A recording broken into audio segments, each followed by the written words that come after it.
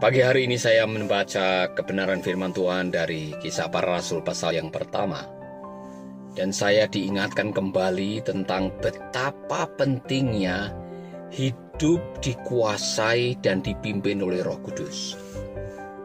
Tuhan Yesus memberikan pesan terakhir kepada para muridnya, jangan sampai kalian langsung pergi memberitakan Injil ke seluruh dunia, tetapi tinggal dulu di Yerusalem sampai kamu dipenuhi dengan kuasa Roh Kudus, dari kuasa Allah yang Maha Tinggi.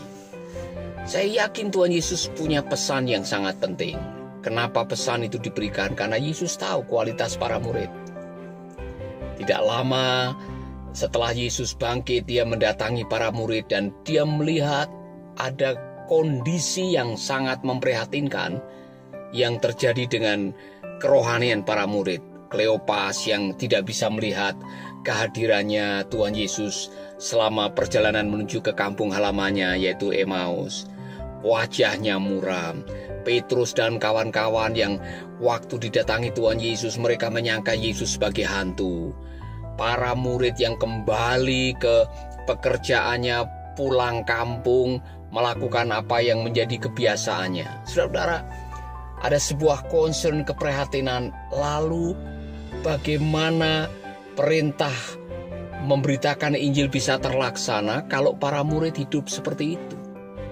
Bagaimana bisa menjadi saksi kalau wajah kita murung, orangnya tampil seperti orang putus asa, tidak ada harapan, tidak ada gairah hidup?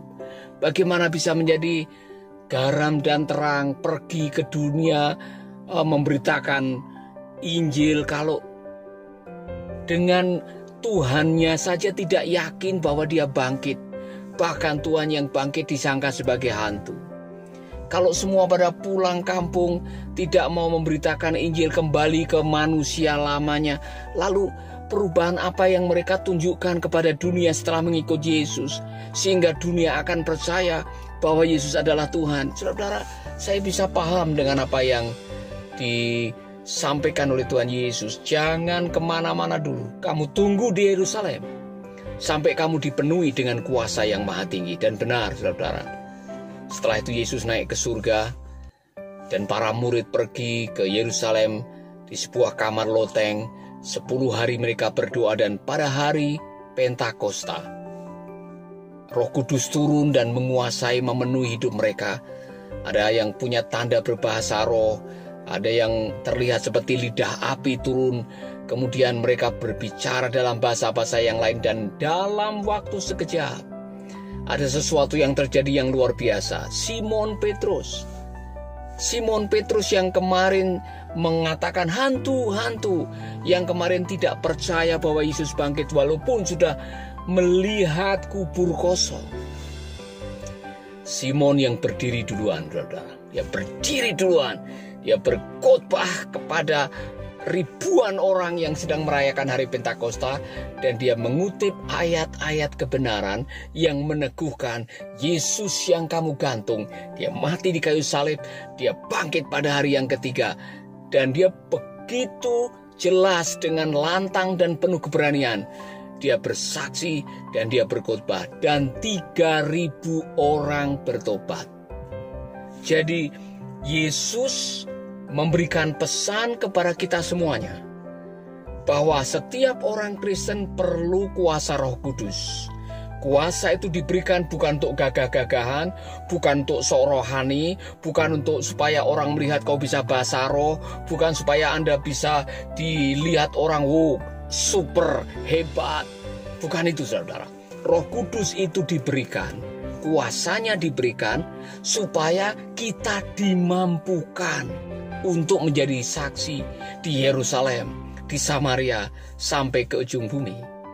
Roh Kudus diberikan sebagai enabling spirit, roh yang memampukan kita untuk melakukan. Nah, ada 2 yang dikatakan oleh Tuhan Yesus. Sebelum pesan ini, Yesus pernah mengatakan bahwa segala kuasa di surga dan di bumi telah diberikan kepadaku. Karena itu, pergilah. Kata yang dipakai adalah exousia, otoritas, authority. Otoritas dan kuasa itu beda. Saya mau menjelaskan ini. Otoritas adalah hak untuk melakukan yang benar.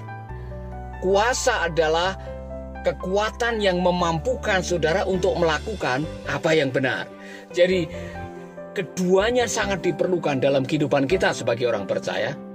Kita punya otoritas dan kita punya kuasa untuk memberitakan Injil, saudara. Kita punya hak untuk memberitakan Injil, dan hak itu adalah datang dari perintah yang diberikan langsung oleh Tuhan Yesus.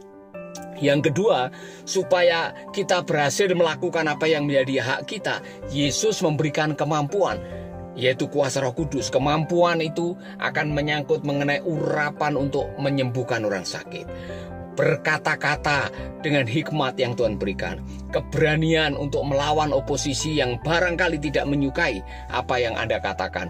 Semua diberikan oleh Tuhan kepada para murid, kepada saudara dan saya. Maka kita semua harus menyadari bahwa tugas dan panggilan yang mulia yang Tuhan berikan buat kita adalah menjadi terang, menjadi garam, memberitakan kasih Tuhan.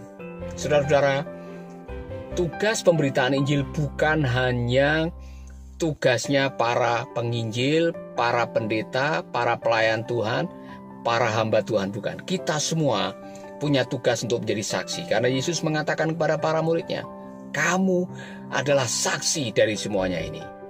Dan urapan Roh Kudus itu diberikan bukan hanya untuk 12 murid, untuk orang-orang yang berdoa yang begitu banyak di dalam kamar loteng itu. Dan bahkan urapan Roh Kudus juga mengalir kepada murid-murid Yesus yang pada waktu itu menerima dan mendapatkan kasih karunia untuk mendapatkan percikan dan urapan daripada kuasa. Jadi kita semua orang-orang percaya, kita punya tugas untuk memberitakan kabar baik. Tidak usah pusing dengan nanti bagaimana kalau menolak, nanti bagaimana kalau ada perlawanan, nanti bagaimana kalau ada oposisi. Kamu akan menerima kuasa Roh Kudus. Roh itu memampukan kita untuk melakukan apa yang menjadi hak kita, yaitu pergi beritakan kabar baik. Jangan lupa saudara, itu tugas gereja, tugas kita semua. Kalau setiap orang percaya menyadari bahwa kita punya tugas yang mulia, menjadi terang, menjadi garam, memberitakan kabar baik, mengulurkan tangan kita untuk menyatakan kasih Allah kepada mereka yang membutuhkan, maka Tuhan akan melakukan bagiannya. Bagian kita adalah lakukanlah apa yang kita bisa lakukan sebaik-baiknya. Amin. Tuhan memberkati. Shalom.